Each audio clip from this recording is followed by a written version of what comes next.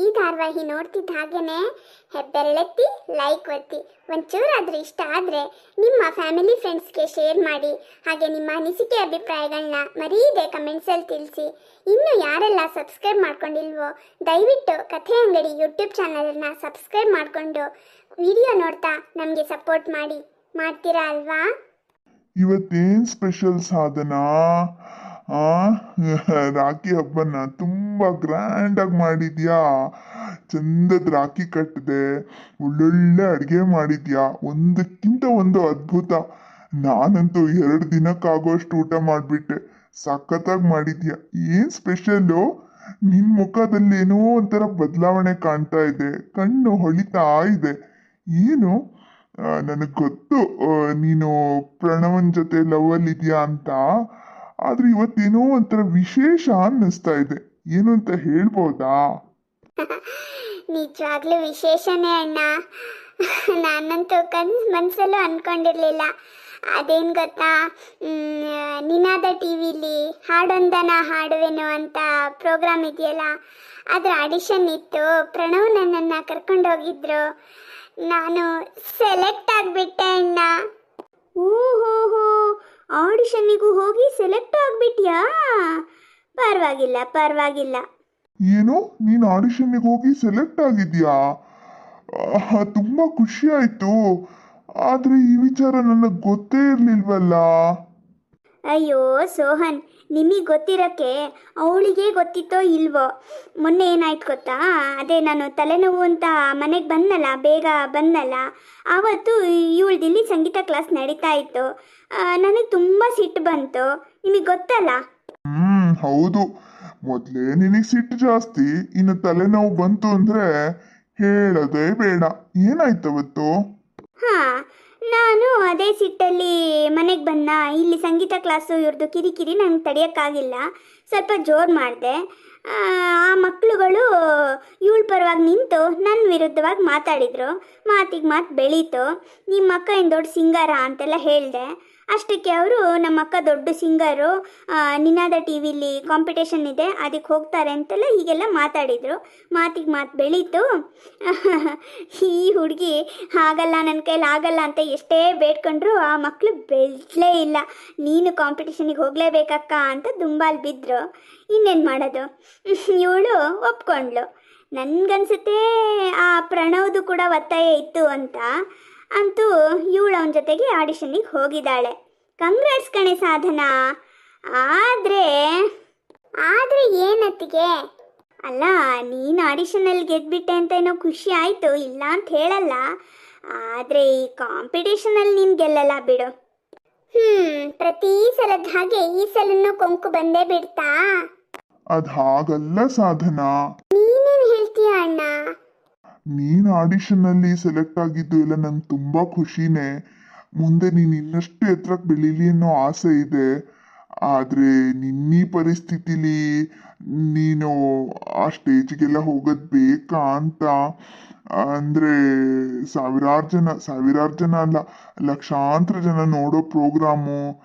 ಅದರಲ್ಲಿ ನಿಂದೇನಾದರೂ ಎಡವಟ್ಟಾದರೆ ಆಮೇಲೆ ನಿನಗೂ ನೋವು, ನಮಗೂ ಬೇಜಾರು. ಇದೆಲ್ಲ ಬೇಕಾ ಅಂತ ಯೋಚನೆ ಮಾಡು. ನೀವು ಸುಮ್ಮನಿರಿ ಸೋಹನ್. ಇದೆಲ್ಲ ನಾವು ಹೇಳಿದರೆ ಅರ್ಥ ಆಗಲ್ಲ. ಅವಳಿಗೆ ಅನುಭವಕ್ಕೆ ಬಂದಮೇಲೆ ಅರ್ಥ ಆಗತ್ತೆ. ಹೋಗೋದು ಬೇಡ ಅಂತ ನಾವು ಹೇಳಿದ್ರೆ ನಾವು ಇವಳು ಬೆಳವಣಿಗೆನ ತಡಿತೀವಿ ಅಂತ ಅನ್ಕೋತಾಳೆ. ಆ ಮಕ್ಕಳಂತೂ ಇವಳು ದೊಡ್ಡ ಸಿಂಗರ್ ಆಗ್ತಾಳೆ, ಟ್ರೋಫಿ ಇವಳೇ ಗೆಲ್ಲೋದು ಅನ್ನೋ ಹಾಗೆ ಮಾತಾಡ್ತಾರೆ. ಇನ್ನು ನಾವೇನಾದರೂ ಅಡ್ಡ ಬಂದರೆ ಈ ವಿಚಾರನ ಇವಳು ಪ್ರಣವ್ ಕಿವಿಗೆ ಹಾಕ್ತಾಳೆ. ಅವ್ರ ದೃಷ್ಟಿಲಿ ನಾವು ಕೆಟ್ಟವ್ರಾಗ್ತೀವಿ. ಇದೆಲ್ಲ ಯಾಕೆ ಬೇಕು ಹೇಳಿ? ಏನಾದರೂ ಮಾಡ್ಕೊಳ್ಳಿ.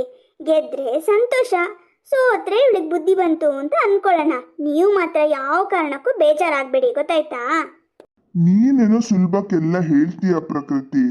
ಆದರೆ ಎಷ್ಟಂದ್ರೂ ಅವಳು ನನ್ನ ತಂಗಿ ಅಲ್ವಾ, ನನಗೆ ಆತಂಕ ಇರಲ್ವಾ?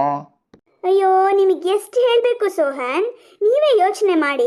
ಈಗ ನಾವು ಬೇಡ ಅಂತ ಇವಳನ್ನು ತಡೆದ್ವಿ ಅಂತ ಅನ್ಕೊಳ್ಳೋಣ. ಮುಂಚಿನ ಹಾಗ ಇವಳೀಗ ಮನೆಯಲ್ಲೇ ಕೂತ್ಕೊಂಡಿರ್ತಾಳ, ಹೊರಗೆ ಹೋಗ್ತಾಳೆ, ಸಂಗೀತ ಟೀಚರ್ಗೆ ಹೇಳ್ತಾಳೆ, ಪ್ರಣವ್ಗೆ ಹೇಳ್ತಾಳೆ, ಆ ಮಕ್ಳಿಗೆ ಗೊತ್ತಾಗತ್ತೆ.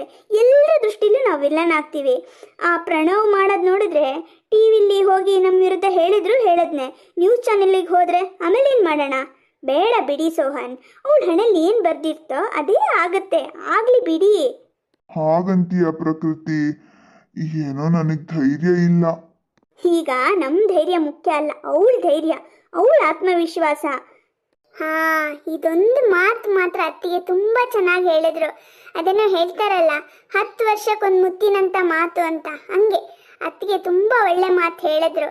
ನನಗೆ ಧೈರ್ಯ ಇದೆ ಅಣ್ಣ, ಆತ್ಮವಿಶ್ವಾಸ ಇದೆ. ನಿನ್ನೆ ನನಗೆ ಭಯ ಇತ್ತು, ಆದರೆ ಪ್ರಣವ್ ತುಂಬ ಧೈರ್ಯ ತುಂಬಿದ್ರು.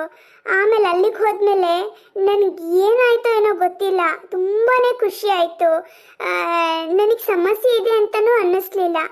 ಆ್ಯಂಕರ್ ಕೂಡ ತುಂಬ ಒಳ್ಳೆಯವರು, ತುಂಬ ಚೆನ್ನಾಗಿ ನನ್ನ ನೋಡಿಕೊಂಡ್ರು. ಅವರೇ ನನ್ನನ್ನು ಕೈ ಹಿಡಿದು ಸ್ಟೇಜಿಗೆ ಕರ್ಕೊಂಡು ಹೋದ್ರು ಗೊತ್ತಾ.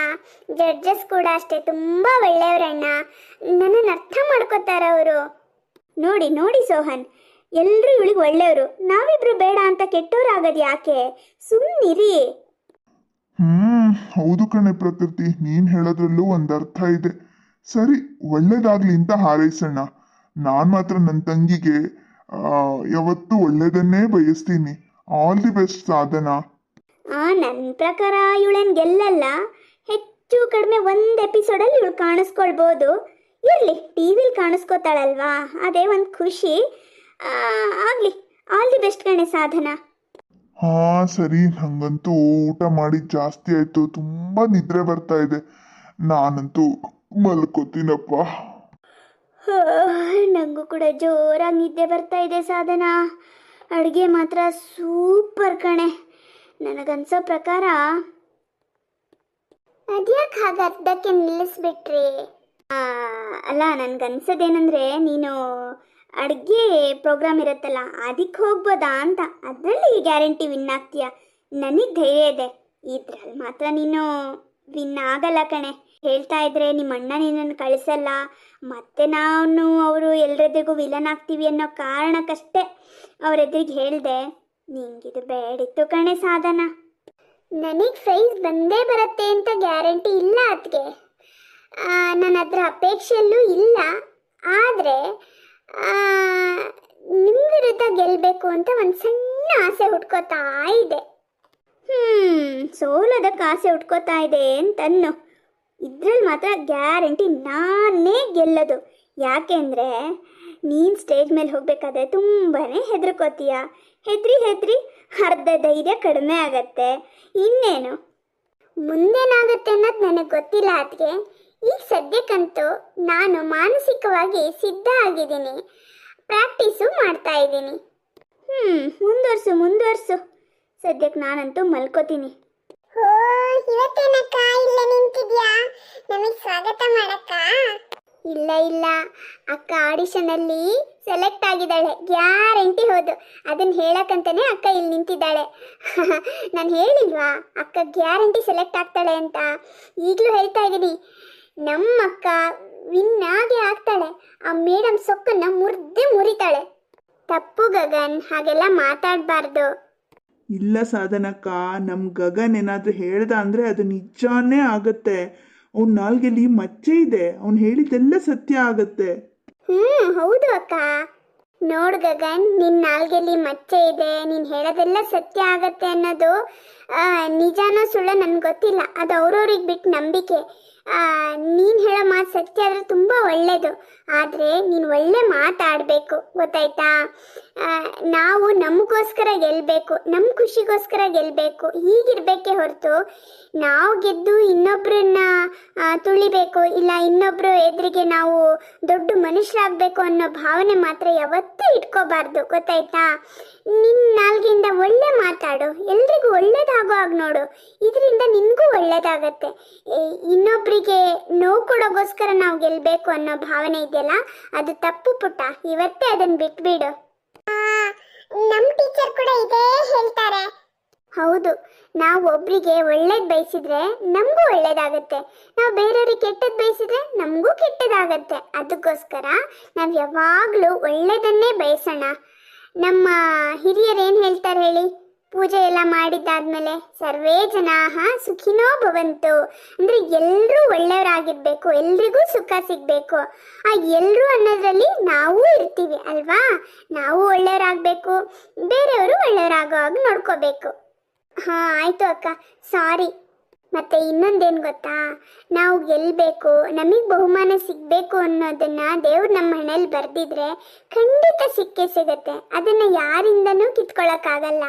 ಅದೇ ನಮಗೆ ಬಹುಮಾನ ಬರಬಾರ್ದು ಅನ್ನೋದೇನಾದರೂ ಇತ್ತು ಅಂದರೆ ಯಾರೆಷ್ಟೇ ತಿಪ್ಪರ್ಲಾಗ ಹೊಡೆದ್ರೂ ಅದು ನಮಗೆ ಸಿಗಲ್ಲ.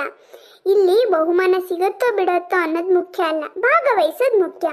ಎಷ್ಟೋ ಜನರಿಗೆ ಭಾಗವಹಿಸೋದಕ್ಕೆ ಅವಕಾಶನೇ ಸಿಗಲ್ಲ.